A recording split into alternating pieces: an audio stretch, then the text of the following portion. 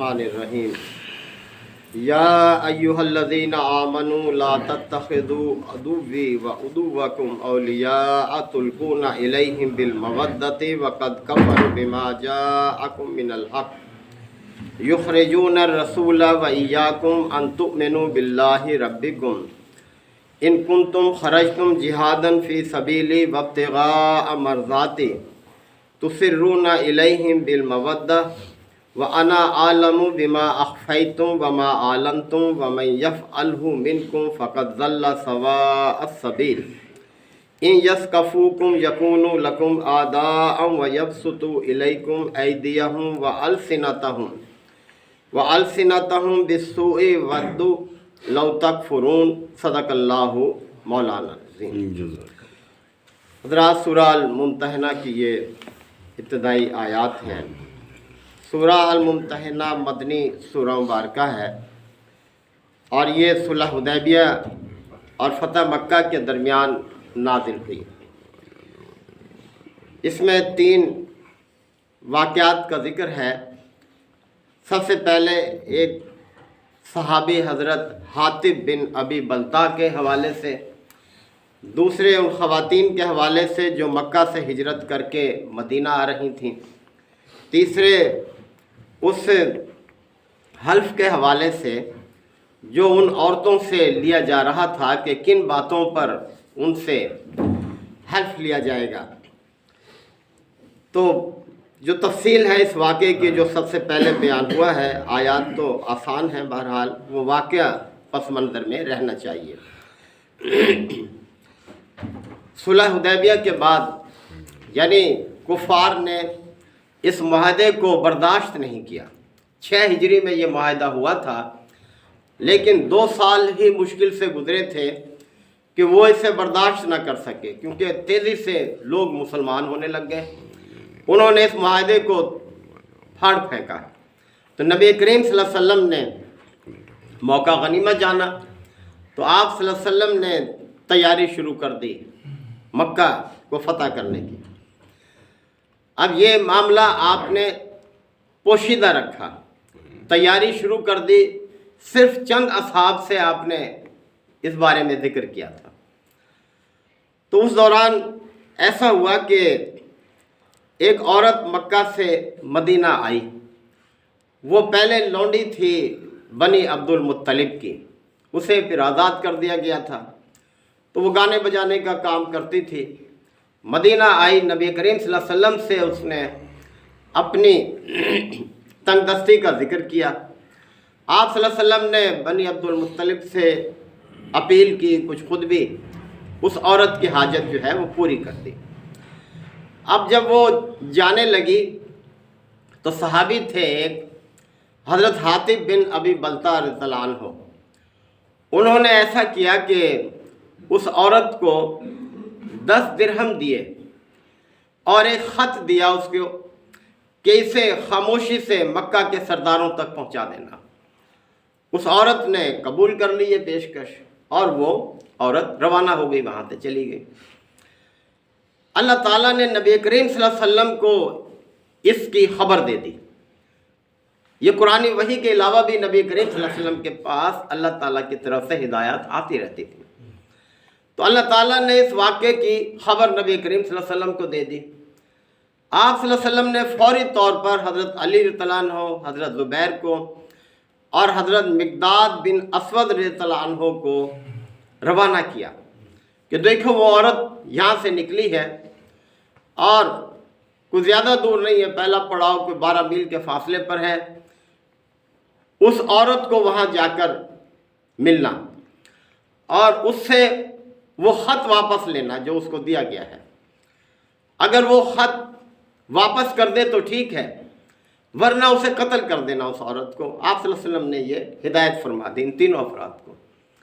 تو یہ بڑی تیزی کے ساتھ روانہ ہوئے اور جا کر اس عورت کو وہاں پا لیا، وہ وہاں موجود تھی، اور اس سے جا کر تقاضا کیا کہ وہ جو خط تمہیں دیا گیا ہے وہ ہمیں واپس کر دو۔ اس نے انکار کیا کہ میرے پاس کوئی خط نہیں ہے۔ ان افراد نے اس عورت کی تلاشی بھی لی لیکن خط برآمد نہ ہوا۔ تو پھر انہوں نے کہا کہ دیکھو اگر تم نے ہمیں خط نہ دیا تو ہم برہنہ کر کے تمہاری تلاشی لیں گے۔ تو پھر اس عورت نے وہ خط جو تھا وہ اپنے بالوں میں لپیٹا ہوا تھا، جوڑے میں رکھا ہوا تھا، اس میں سے نکال کر دے دیا۔ تو یہ افراد اس خط کو لے کر واپس آ گئے، نبی کریم صلی اللہ علیہ وسلم کی خدمت میں پیش کیا گیا۔ تو جب وہ پڑھا گیا تو اس میں جو کچھ لکھا تھا وہ یہ تھا کہ خبر دی گئی تھی مکہ کے سرداروں کو کہ نبی کریم صلی اللہ علیہ وسلم اس طرح سے تیاری کر رہے ہیں اور ان کا ارادہ ہے کہ وہ مکہ پر چڑھائی کریں گے۔ تو یہ بڑا ایک خطرناک خط تھا، یہ تو ایک پوشیدہ بات تھی۔ نبی کریم صلی اللہ علیہ وسلم نے حضرت حاطب بن ابی بلتع رضی اللہ عنہ کو بلایا اور ان سے پوچھا کہ یہ کیا کیا تم نے یہ؟ تو انہوں نے عرض کیا کہ یا رسول اللہ میرے بارے میں آپ جلدی نہ کیجئے، میں نہ کافر ہوا ہوں نہ مرتد ہوا ہوں اور نہ مجھے کفر سے کوئی رغبت ہے، میں دین اسلام کو ہی پسند کرتا ہوں۔ میں نے یہ خط صرف اور صرف اس لیے لکھا کہ میرے قریبی عزیز وہاں پر ہیں، میرے بچے وہاں پر ہیں اور میرا وہاں کوئی قبیلہ نہیں ہے، جبکہ دوسرے مہاجرین کے اگر کوئی رشتہ دار وہاں ہیں تو ان کا قبیلہ بھی موجود ہے، بے شک وہ مسلمان نہیں ہوا لیکن بہرحال قرابت داری کی وجہ سے وہ ان کی حفاظت کرتے ہیں۔ میرا کوئی وہاں قبیلہ نہیں ہے، میں نے صرف اس نیت سے لکھا کہ میرا قریش کے سرداروں پر ایک احسان ہوگا اور میرے بچے ہیں، والدہ ہیں، وہ محفوظ رہیں گے، اور میری کوئی غرض نہیں تھی اس کے علاوہ۔ نبی کریم صلی اللہ علیہ وسلم نے ان کا یہ عذر قبول کر لیا، اگرچہ حضرت عمر رضی اللہ عنہ کو بہت غصہ آیا اور انہوں نے اجازت طلب کی کہ یا رسول اللہ آپ اجازت دیں تو میں اس کی گردن اتار دوں۔ تو آپ صلی اللہ علیہ وسلم نے فرمایا کہ نہیں، حضرت حاطب جو ہیں یہ بدری صحابہ ہیں میں سے ہیں، یعنی بدر کی جنگ میں انہوں نے حصہ لیا، اور تمہیں کیا معلوم اللہ تعالیٰ نے بدر کے اصحاب کو اگلے پچھلے سب گناہوں سے بری کر دیا۔ تو یعنی اتنا اونچا مقام اور مرتبہ ہے بدری صحابہ کا۔ تو بہرحال اس واقعے کے پیش نظر یہ آیات اللہ تعالیٰ نے نازل فرمائی۔ تو فرمایا یا ایھا الذین آمنوا، اے لوگو جو ایمان کا دعویٰ کرتے ہو، لا تتخذوا عدوی وعدوکم اولیاء، تم میرے دشمنوں کو اور اپنے دشمنوں کو اپنا دوست نہ بناؤ، یعنی تم ان سے دوستی کا جو ہے اپنے بڑھاتے ہو۔ تلقون الیہم بالمودہ، تم ان کی طرف دوستی کے پیغام بھیجتے ہو۔ وقد کفروا بما جاءکم من الحق، جبکہ جو حق تمہارے پاس آ چکا ہے اس کا تو وہ انکار کر رہے ہیں، اس سے تو وہ کافر ہیں۔ یخرجون الرسول وایاکم، انہوں نے رسول کو اور تمہیں نکالا وہاں سے، مکہ سے، ذرا یاد کرو اس وقت کو۔ ان تؤمنوا باللہ ربکم، صرف اس وجہ سے کہ تم اپنے رب اللہ پر ایمان لائے، یہ قصور تھا، ورنہ تم نے ان کا کیا بگاڑا تھا؟ تو اس بنیاد پر انہوں نے تمہیں بھی اور تمہارے رسول کو بھی مکہ سے نکلنے پر مجبور کیا۔ ان کنتم خرجتم جہادا فی سبیلی وابتغاء مرضاتی، تو جب تم میرے راستے میں جہاد کے لیے نکلے ہو اور میری رضا کے لیے نکلے ہو تو پھر یہ رشتہ داریاں کسی کام نہیں آئیں گی، یہ تعلقات کسی کام نہیں آئیں گے، پھر تمہیں میری رضا جوئی کے لیے ہی رہنا چاہیے، کسی اور کی خوشنودی کے لیے کام نہیں کرنا چاہیے۔ تسرون الیہم بالمودہ، تم ان کی طرف چھپ کر دوستی کے پیغام بھیجتے ہو۔ وَأَنَا أَعْلَمُ، جبکہ میں خوب جانتا ہوں، اللہ تعالیٰ فرما رہا ہے میں خوب جانتا ہوں، بما اخفیتم وما اعلنتم، جو کچھ تم چھپا کر کرتے ہو اور جو کچھ تم علن اعلان کرتے ہو، یعنی مجھ سے تو کسی کا کوئی عمل چھپا ہوا نہیں ہے۔ اور دیکھ رہے کہ اللہ تعالیٰ نے کس طرح سے باخبر کیا نبی کریم صلی اللہ علیہ وسلم کو اس معاملے سے۔ وَمَن يَفْعَلْهُ مِنْكُمْ، اور تم میں سے جو بھی کوئی ایسا کرے گا، اس قسم کا رویہ اختیار کرے گا، فَقَدْ ضَلَّ سَوَاءَ السَّبِيلِ، تو وہ راہ راست سے ہٹ گیا، بھٹک گیا، وہ راہ راست چھوڑ بیٹھا۔ پھر وہ اِن يَثْقَفُوكُمْ، اگر وہ تم پر غلبہ پا لیں، ان کا رویہ تو یہ ہے کہیں بھی اگر وہ تم پر غلبہ پا لیں، یکون لکم اعداء، تو وہ تو تمہارے دشمن بن جاتے ہیں، وہ تو کوئی رعایت نہیں کرتے تمہارے ساتھ۔ وَيَبْسُطُوا إِلَيْكُمْ أَيْدِيَهُمْ وَأَلْسِنَتَهُمْ بِالسُّوءِ، اور وہ تمہارے خلاف نہ زبان سے باز آتے ہیں نہ ہاتھوں سے، جو برائی بھی کر سکتے ہیں تمہارے ساتھ، جو برا سلوک کر سکتے ہیں وہ کرتے ہیں، وہ تو باز نہیں آتے۔ وَوَدُّوا لَوْ تَكْفُرُونَ، اور وہ تو یہ چاہتے ہیں کہ تم پھر کافر ہو جاؤ، پھر کفر کی طرف واپس لوٹ آؤ، ان کی تو یہ خواہش ہے۔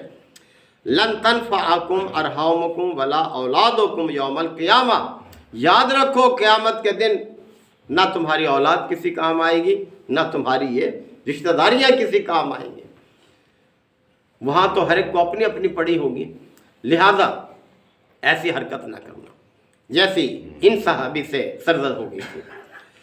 یفصلوا بینکم، اللہ تمہارے درمیان جدائی ڈال دے گا قیامت کے دن، ہر ایک کو اپنی اپنی پڑی ہوگی۔ یہاں تو تم کس طرح سے ایک دوسرے کا لحاظ کرتے ہو، لیکن وہاں نہ باپ بیٹے کے کام، نہ بھائی بھائی کے کام، نہ بیوی خامد کے کام آئے گی، ہر ایک کو اپنی پڑی ہوگی۔ واللہ بما تعملون بصیر، یاد رکھو جو کچھ تم کرتے ہو اللہ اس کو دیکھ رہا ہے، اللہ کی نگاہ میں ہے۔ تو یہ معاملہ ابھی آگے چل رہا ہے تفصیل، تو یہ پس منظر ہے ان آیات کا اس واقعے کے حوالے سے جو مشہور صحابی حضرت حاطب بن ابی بلتہ کے حوالے سے جو ہے انجام پایا تھا۔ اللہ تعالی ہم سب کو آیات کو سمجھنے کے عمل کی توفیق عطا فرمائے۔ وآخر دعوانا الحمدللہ رب العالمین۔ الحمدللہ وکفا وسلام علی عبادہ الذین اصطفی۔ ربنا آتنا فی الدنیا حسنہ وفی الآخرۃ حسنہ وقنا عذاب النار وادخلنا الجنۃ مع الابرار یا عزیز و یا غفار یا رب العالمین۔ اللہم انک عفو کریم تحب العفو فاعف عنا۔ اللہم من احییتہ منا فاحیہ علی الاسلام ومن توفیتہ منا فتوفہ علی الایمان۔ یا شافی الامراض اشف مرضانا و مرضى المسلمین۔ یا قاضی الحاجات اقض حاجاتنا و حاجات المسلمین۔ اللہم اعز الاسلام والمسلمین۔ ربنا تقبل منا انک انت السمیع العلیم وتب علینا انک انت التواب الرحیم۔ صلی اللہ تعالی علی خیر خلقہ محمد و آلہ و صحبہ اجمعین۔ الحمدللہ۔